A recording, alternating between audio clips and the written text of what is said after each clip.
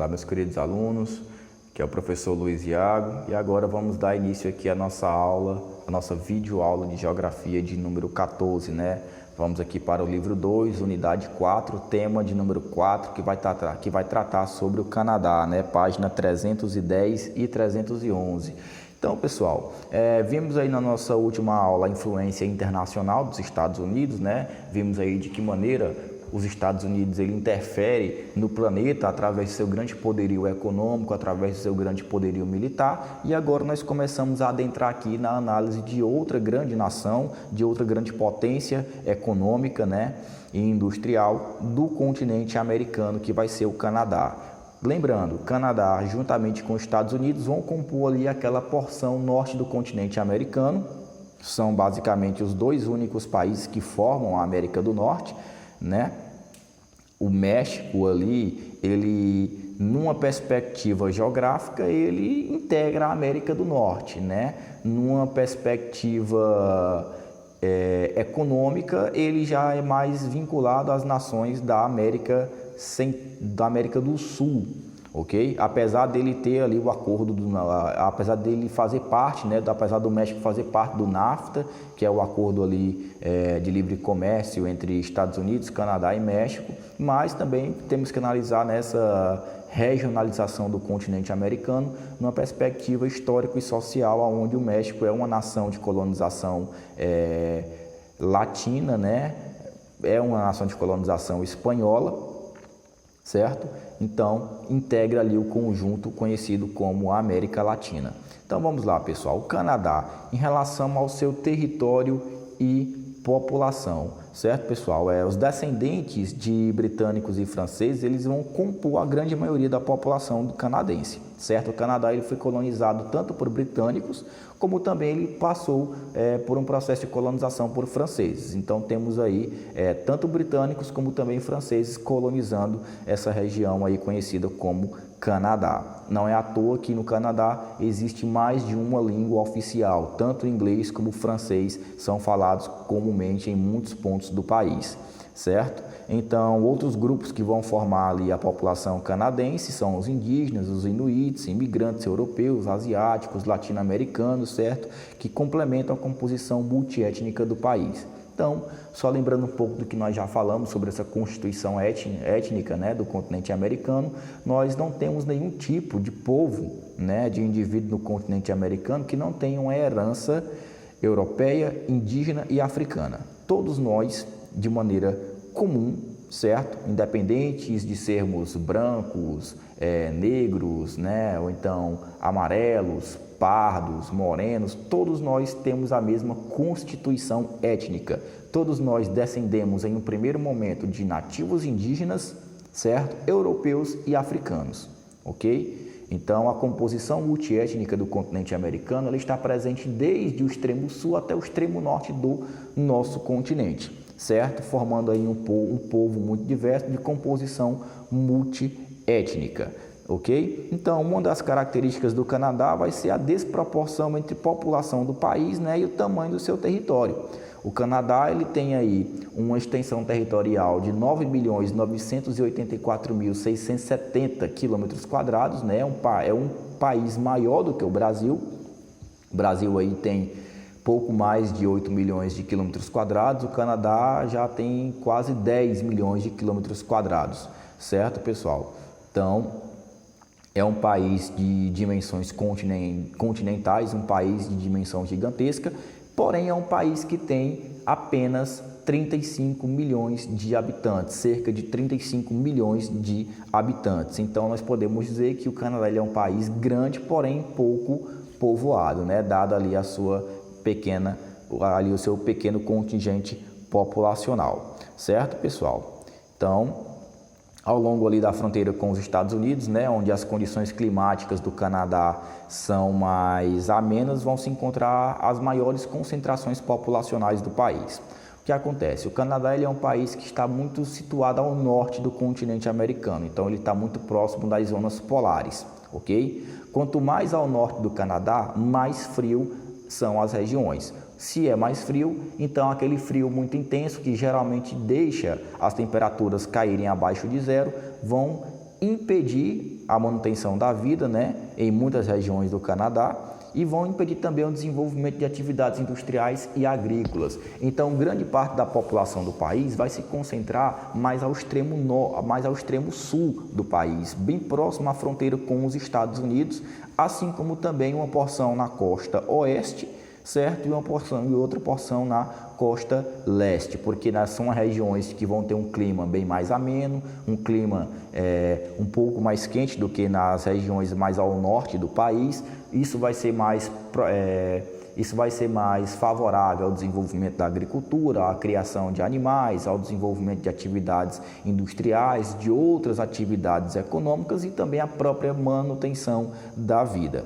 Ok, pessoal? Então, as áreas da população, ali as áreas de maior densidade povoadas, né, do Canadá, que reúnem cerca de 62% da população, basicamente, são a região dos Grandes Lagos, né, e o Vale do Rio São Lourenço, ok? Que nós encontramos mais ao sul do país, certo? Nesses locais aí, tanto na região dos Grandes Lagos, como também no próprio Vale do Rio São Lourenço, a densidade demográfica, né, ela chega a ultrapassar 200 habitantes por quilômetro quadrado. E as cidades mais povoadas, né, mais populosas que nós temos aí nessa região vão ser Toronto, Montreal, Quebec, Ottawa e Ottawa, né, a capital do país.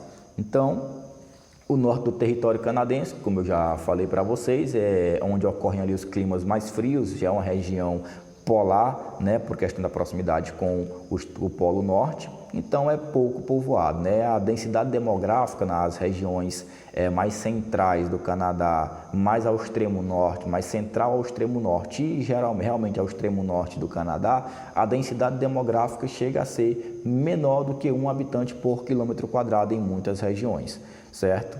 Então, falando aqui agora, tratando um pouco sobre migração e qualidade de vida, né? Como característica de um país desenvolvido, eu tenho aqui uma baixa taxa de natalidade, certo? Por essa baixa taxa de natalidade aqui, o governo, em alguns momentos, ele vai criar políticas de incentivo à migração, certo? Para fazer com que grupos eles venham para o país e com isso ali eles aumentem, né, o contingente populacional do país, dando mais mão de obra para a economia, certo? E é um país que vai, de maneira geral, apresentar um IDH muito elevado, IDH, certo, que fica ali entre 0,913, quase 1, ou seja, um dos melhores países do mundo no ranking do IDH, certo? Então, recapitulando aí, pouco do que nós falamos, né? Canadá ele tem um baixo crescimento vegetativo, né? Isso consequentemente gera uma escassez de mão de obra.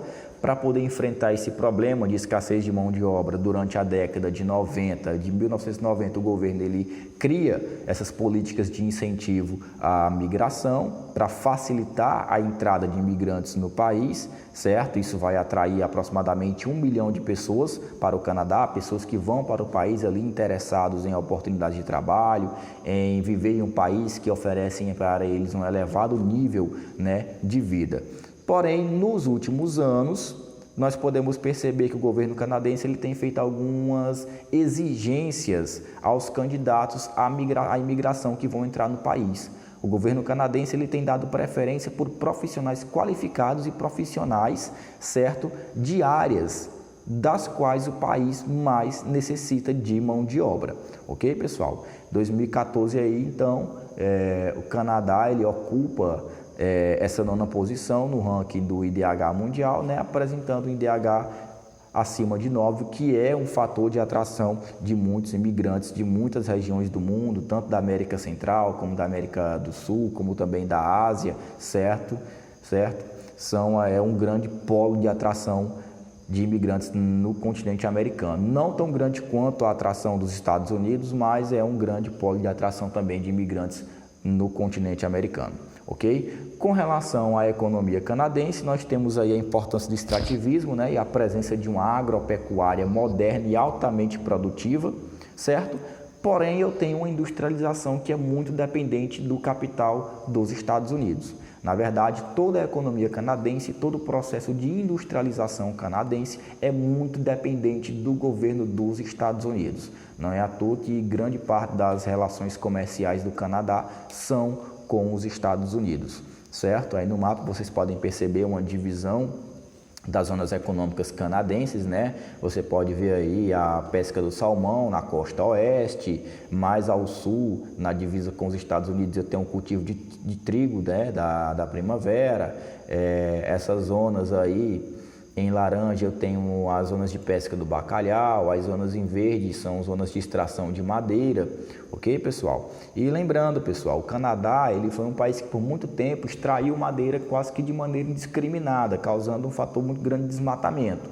Só que o governo ele começou a adotar políticas ambientais mais sérias e mais rígidas, com a maior fiscalização, e iniciou um processo de reflorestamento em massa, certo, dentro do país. Atualmente o Canadá ele pratica um dos melhores manejos florestais do mundo, ok, pessoal? E grande parte da madeira que vai ser utilizada na produção econômica canadense é madeira proveniente de reflorestamento, de áreas de zonas de reflorestamento, tá certo, pessoal? É um país que mantém uma grande responsabilidade ambiental, certo? Quando comparado a outras nações do mundo, por exemplo.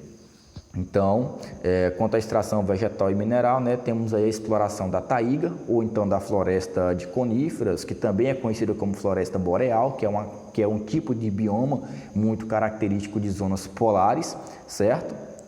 É um tipo de vegetação que vai ser encontrada aí em grande parte do Canadá, por questão da sua proximidade com o Polo Norte, né? E essa grande presença da taiga vai fazer com que o país ele seja o maior produtor mundial de papel e também de celulose, certo? Atualmente a extração de madeira ela é feita, como eu falei para vocês, em áreas de reflorestamento, né? Utilizando equipamentos muito modernos.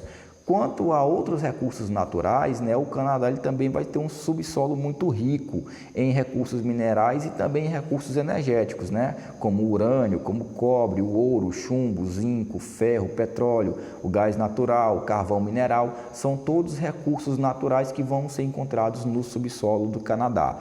Além também do Canadá ele ter a terceira maior reserva de petróleo do mundo, certo? Além de grandes jazidas de carvão mineral.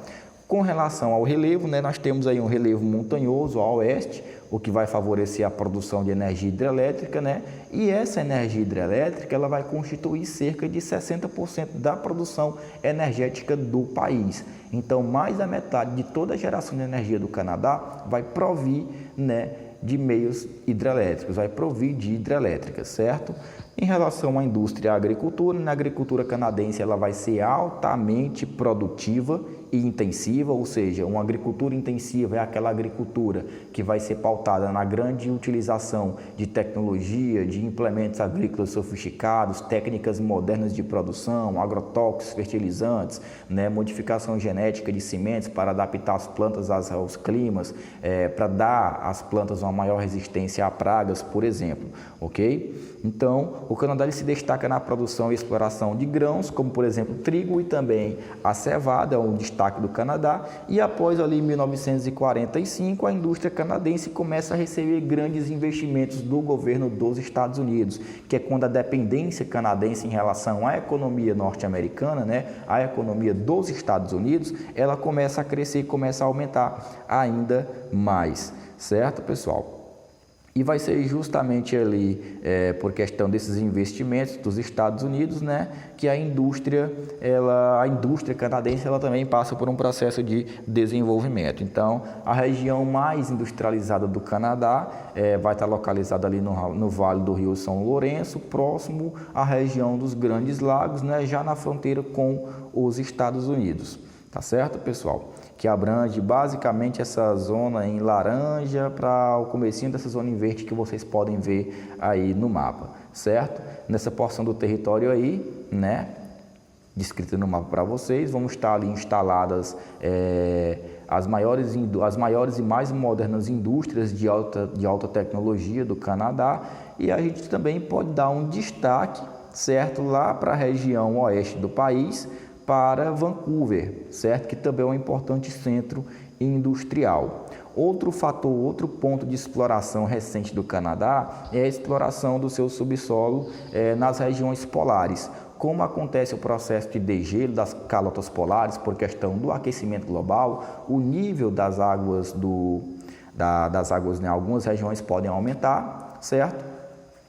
Em outras regiões vão diminuir por questão do derretimento das calotas, né? Pode proporcionar uma facilidade para a exploração dos recursos no subsolo daquelas áreas, certo, pessoal? Então, são regiões que são muito ricas em petróleo, principalmente ali em petróleo, e por o fato de terem grande disponibilidade de recursos minerais, essas regiões polares já começam a ser visadas por outros países, como os Estados Unidos, o próprio Canadá, certo? E também por outros países ali que abrangem a Europa, a Ásia, que já procuram fazer fronteira com essa região polar, como por exemplo também a Rússia, certo? Então, um grande fator benéfico da exploração da região polar é a grande oferta de recursos minerais, né? De recursos naturais, porém um grande problema ocasionado pelo derretimento das calotas polares, né? Por questão do aquecimento global, é a elevação das águas dos oceanos, o que pode proporcionar riscos ambientais muito grandes, com o oceano, né, com as águas oceânicas invadindo algumas regiões continentais que antes não deveriam ser invadidas por questão da presença natural, né, daquelas zonas congeladas. Tá certo, pessoal? Então, com relação ao Canadá, o essencial é basicamente isso daqui. Nas nossas próximas aulas, nós vamos começar aqui a responder às atividades, né, do tema 4, que vai tratar sobre Canadá e também sobre a presença mundial dos Estados Unidos. Ok? Então, terminamos aqui a nossa videoaula. Até o nosso próximo encontro.